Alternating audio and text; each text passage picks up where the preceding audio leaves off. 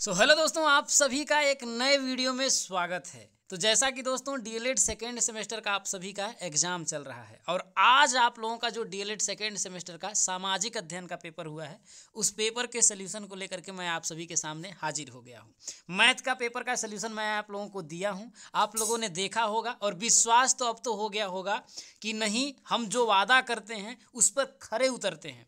और आप लोगों से मैंने वादा किया था कि इस पेपर आउट वीडियो को आप देख के चले जाइए, 12 से 13 क्वेश्चन मैं फंसाने की गारंटी लेता हूं। और आप लोगों ने उठा करके भी देख लिया होगा कि किस तरीके का आप लोगों के पेपर आए थे और आप लोगों को विश्वास भी हो गया होगा। तो चलिए दोस्तों, अब आप लोगों की बारी है सामाजिक अध्ययन पेपर के। इससे पहले जो पेपर आपके साइंस हुए हैं, मैथ के हुए हैं, सभी पेपरों का सोल्यूशन हमने आप लोगों को करा दिया है। तो चलिए इसका भी आप लोगों को कराते हैं और आप लोग बताइएगा कि आप लोगों के कितने प्रश्न ठीक हुए। प्रश्न संख्या आप लोगों का जो फर्स्ट है, आप लोगों का पूछा गया 42वां संविधान संशोधन किया गया। तो 42वां संविधान संशोधन कब हुआ था दोस्तों? तो ये आप लोगों का हुआ था 1976 1976 ईस्वी में। अगला क्वेश्चन था कि न्याय पंचायत का कार्यकाल कितने वर्ष का होता है? तो आप सभी जानते हैं दोस्तों कि न्याय पंचायत का जो कार्यकाल होता है वो कितना होता है? 5 वर्ष का होता है। कितना होता है? 5 वर्ष का होता है। अगला क्वेश्चन था कि वर्तमान में भारत के सीएजी, तो वर्तमान में अगर भारत के सीएजी पूछ दे तो गिरीश चंद्र मुर्मू जी हैं। कौन थे? गिरीश चंद्र मुर्मू। चलिए दोस्तों आगे बढ़ते हैं। अगला क्वेश्चन था आप लोगों का कि भारत के राष्ट्रपति की स्थिति ब्रिटेन के सम्राट से मिलती जुलती है। किसने कहा था? तो ये किसने कहा था? जवाहरलाल नेहरू ने कहा था। किसने कहा था दोस्तों? जवाहरलाल नेहरू ने कहा था। अगला क्वेश्चन था कि सामंतवाद का पतन किस सदी में हुआ? तो सामंतवाद का पतन की अगर हम बात करें तो ये आप लोगों का 15वीं सदी में हुआ था। कब हुआ था? 15वीं सदी में हुआ था। अगला क्वेश्चन था कि सबसे अच्छा लोहा माना जाता है। तो दोस्तों सबसे अच्छा लोहा की बात करें तो आपका मैग्नेटाइट। क्या दोस्तों? मैग्नेटाइट आप लोगों का माना जाता है। आगे बढ़ते हैं। अगला क्वेश्चन था कि अकबर के 9 रत्नों में कौन नहीं शामिल था? यहाँ पर देखिए पूछा है कि कौन नहीं शामिल था, तो आप लोगों के थे रैदास। कौन थे? रैदास थे।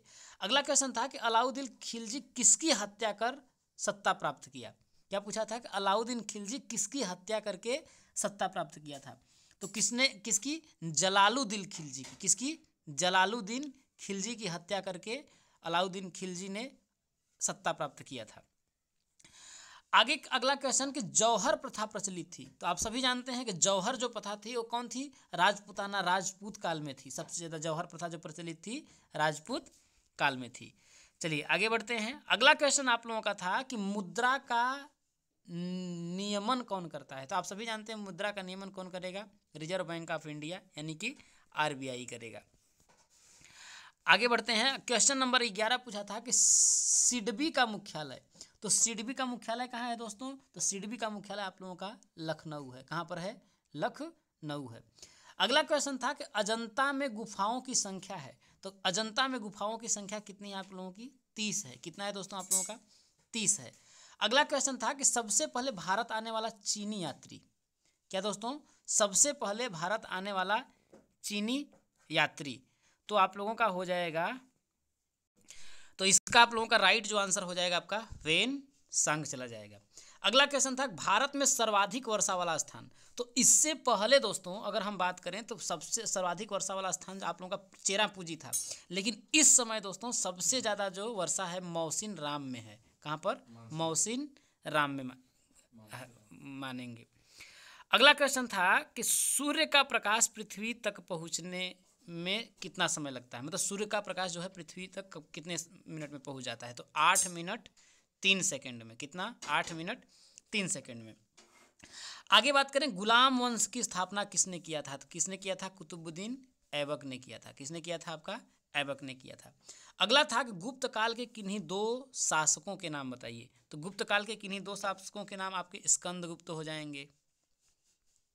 स्कंद गुप्त हो जाएंगे। और कौन हो जाएगा? कुमार गुप्त हो जाएंगे। कुमार गुप्त। चंद्रगुप्त के बारे समुद्र गुप्त हो जाएंगे। बहुत से आप लोगों के इसमें लिख सकते थे। अगला प्रश्न आप लोगों का पूछा था कि चट्टानें कितने प्रकार की होती हैं? तो चट्टानें आपकी 3 प्रकार की होती हैं। कौन कौन सा? आग्नेय, रूपांतरिक, अवसादी। आग्नेय, अवसादी, रूपांतरित, रूपांतरित। अगला क्वेश्चन आप लोगों का पूछा था कि पृथ्वी की आकृति कैसी है, तो पृथ्वी की आकृति कैसी है आपकी, गोल है। कैसी है, गोल, गोल टाइप में है। अगला क्वेश्चन आप लोगों का, बेसाल्ट किस चट्टान का उदाहरण है। क्या पूछा था कि बेसाल्ट किस चट्टान का उदाहरण है, आपका अवसादी। किसका, अवसादी चट्टान। अगला है मूल कर्तव्यों की संख्या कितनी है, तो मूल कर्तव्यों की अगर हम संख्या की बात करें तो कितने आप लोगों के मूल कर्तव्य हैं टोटल, 10 या 11, 11 मूल कर्तव्य हैं। ठीक है, चलिए आगे है, चालुक्य वंश का संस्थापक कौन था, तो चालुक्य वंश का संस्थापक की बात करें तो आपका था पुलकेशियन, पुलकेशियन द्वितीय था या प्रथम था, तो आप लोगों का हो जाएगा पुलकेशियन प्रथम था। ठीक है, चलिए आगे बढ़ते हैं। अगला क्वेश्चन आप लोगों का पूछा गया था कि दुग्ध क्रांति के जनक कौन थे, तो दुग्ध क्रांति के जनक कौन थे आपके, वर्गीज कुरियन थे। कौन थे, वर्गीज कुरियन थे।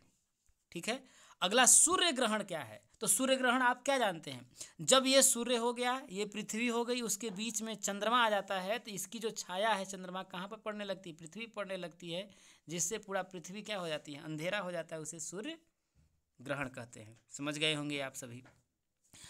अगला क्वेश्चन था आप लोगों का कि मौलिक अधिकारों से आप क्या समझते हैं, तो मौलिक अधिकार क्या है, मौलिक अधिकार जो है भारत के संविधान का जो भाग 3 है, भाग 3 अनुच्छेद की बात करें तो आपका अनुच्छेद 12 से 35 तक में मौलिक अधिकारों के बारे में जो है संविधान से हमें मिलता है। ये आप लोग इसको लिख सकते थे। अगला है मृदा अपरदन से आप क्या समझते हैं, तो मृदा अपरदन के बारे में अगर हम बात करें तो क्या आपका है भाई, जैसे कि बहुत तेज आंधी आ गया, बहुत तेज पानी आ गया, तो ऊपर की मिट्टी क्या हो जाती है, कट जाती है, जिसे हम लोग मृदा अपरदन कहते हैं।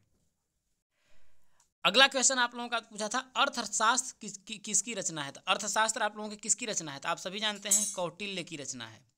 किसकी, कौटिल्य, जिसे हम लोग क्या बोलते हैं, चाणक्य। अगला क्वेश्चन था भारत किस गोलार्ध में स्थित है, तो अगर हम बात करें तो अगर इस तरीके से अगर आप करेंगे तो भारत यहाँ पर है, इस तरीके से आप समझें अगर ये है तो ये आप लोगों का कौन सा होगा, उत्तरी गोलार्ध। कौन सा, उत्तरी गोलार्ध में है।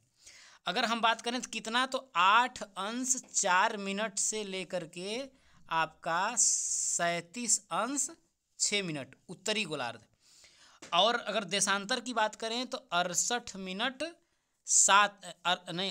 अंश 7 मिनट से लेकर के आपका 97 अंश 25 मिनट पूर्वी देशांतर में आप लोगों का भारत स्थित है।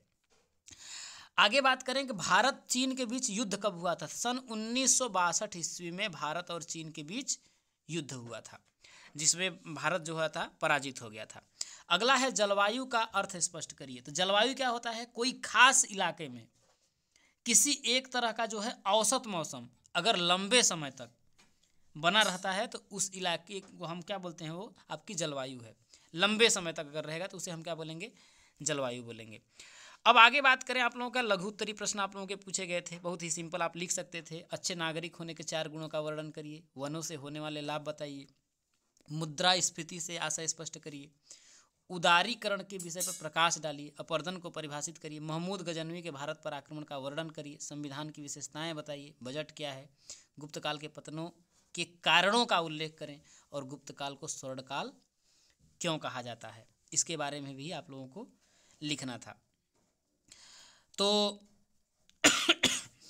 उम्मीद है कि आप लोगों का पेपर अच्छा गया होगा। चलिए दोस्तों, मिलते हैं अन्य वीडियो में आपके अगले पेपर के सलूशन को लेकर के। आपका पेपर कैसा गया है आप सभी कमेंट करके ज़रूर बताइएगा। जय हिंद, वंदे मातरम।